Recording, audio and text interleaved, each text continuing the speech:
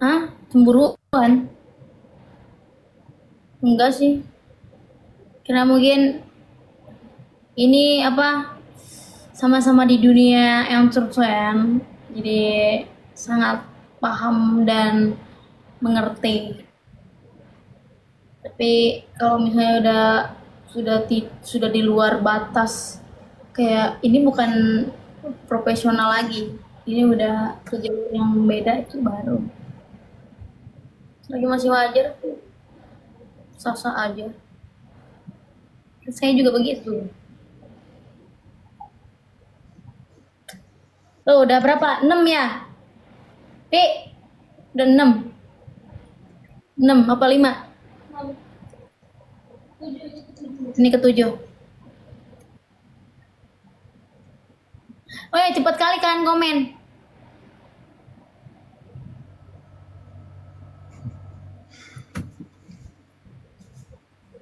Bucin. Apa itu bucin? Ini itu yang kamu makan. Micin. Nah, itu. Bucin nggak tahu siapa yang bucin.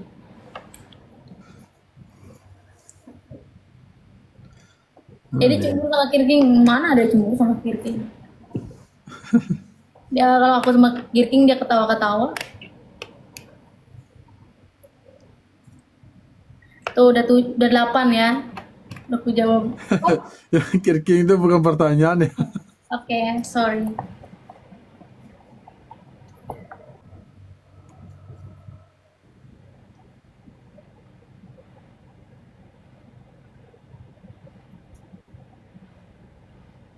Ngapain masih senyum tuh? Ha? Enggak, Dedi suka jengkol nggak suka? Tuh udah 8. Suka ya. Cari aman kamu ya. Panggilan saya nggak ada, dia nggak pernah manggil ini romantis. Mau hantam, Cih.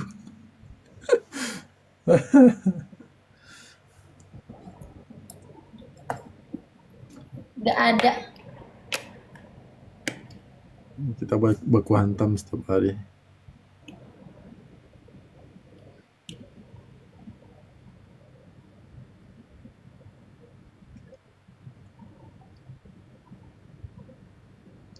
Kenalan setelah berapa bulan, akhirnya Wulan mau terbuka dan mau cerita ketika ada masalah.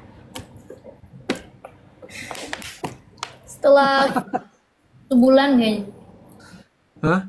Bulan. Mana ada sebulan? 3 bulan. Dia tuh cuma hai hai, tapi aku lihat dia tuh gak terbuka. Akhirnya barulah dia bisa bercucur air mata. Jadi ya, Oke oke skip. oh ya setelah 3 bulan. Aku tuh justru nggak pernah cerita tentang apa yang aku rasain ke Dedi. Jadi malah Dedi yang suka cerita, suka menceritakan sesuatu hal apapun itu. Dari yang random, dari yang serius, dari masa lalu, dari masa kini. Dan aku tuh baru bisa terbuka tuh yang pas. Karena kenapa terbuka waktu itu? Karena pada saat itu jadi bukan Dedi loh, jadi bukan aku loh yang kayak pengen cerita gitu loh. Aku tuh diem aja. Tapi Dedi ya udah nyerocos aja ngomong yang apa yang Dedi rasain mungkin sama apa yang Dedi lihat dari aku. Dan apa yang Dedi ngomong itu kayak lah, omongan yang saya mau omongin ke dia dia tahu semua gitu. Jadi banyak pelajaran-pelajaran yang didapatkan dan pada akhirnya hmm, terharu, terharu ya bukan nangis, terharu.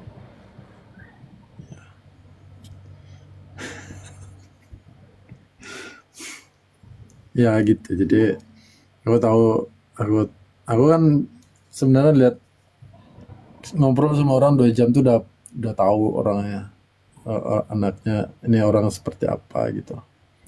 Makanya aku mancingnya tuh aku ceritain diri sendiri dulu, ceritain diri sendiri terus akhirnya ya pokoknya aku terbuka dulu aja. Jadi triknya emang kayak gitu.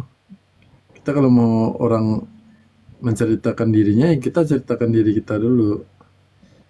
Nanti aku terbuka aja sama dia, cerita apa aja. Terus sampai akhirnya dia baru merasa eh, trust, merasa percaya, merasa aman. Nah, mungkin baru dia mulai bercerita tentang dirinya, tentang yang lain-lain gitu loh. Akhirnya itulah air mata yang selama ini dibendung sendirian ya sih. Aku bilang, jadi ini pertama kali loh aku nangis kayak nyeritain tentang aku sendiri ke cowok terus. Karena dia mungkin selama ini berusaha tegar, nggak ada tempat cerita kali ya, nggak ada tempat berbagi keluh dan kesah gitu. Selama ini mungkin ditahan sendiri gitu. Jadi pas ketika bisa ngobrol dan meluapkan isi hati, ya mungkin ya wajar aja sih dia ini bercucuran air mata sih. Acting aku tuh. Ya, kamu bohong pun aku percaya, serius. Gitu. Udah 10 kan? Belum lagi, nah, 2 lagi ya. Udah banyaknya.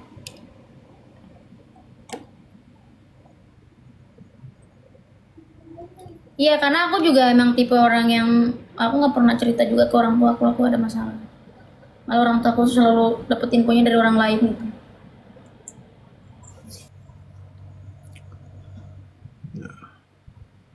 Apalagi nanya apa? Ayo 2 pertanyaan beruntung.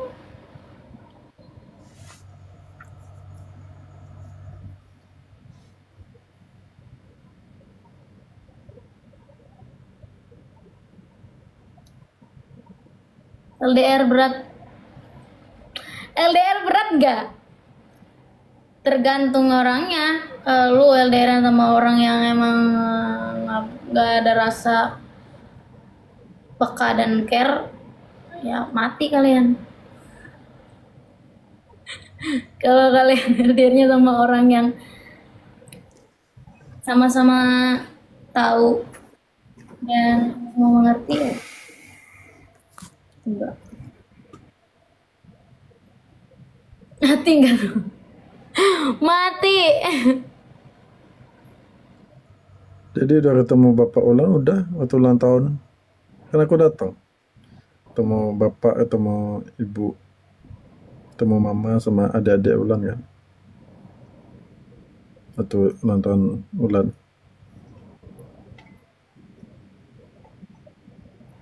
Siapa yang nggak peka? Dedi. Ada yang nanya siapa yang peka, aku bilang Dedi. Ya, aku peka banget. Dia Banget, orang aku yang nggak peka, baru guys. belajar peka nih. Aku yang diajarin Dedi, kamu tuh nggak boleh gitu, harusnya kamu begini. Ya.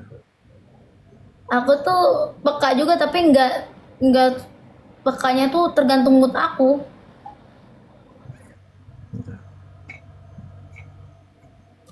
Gitu. Udah.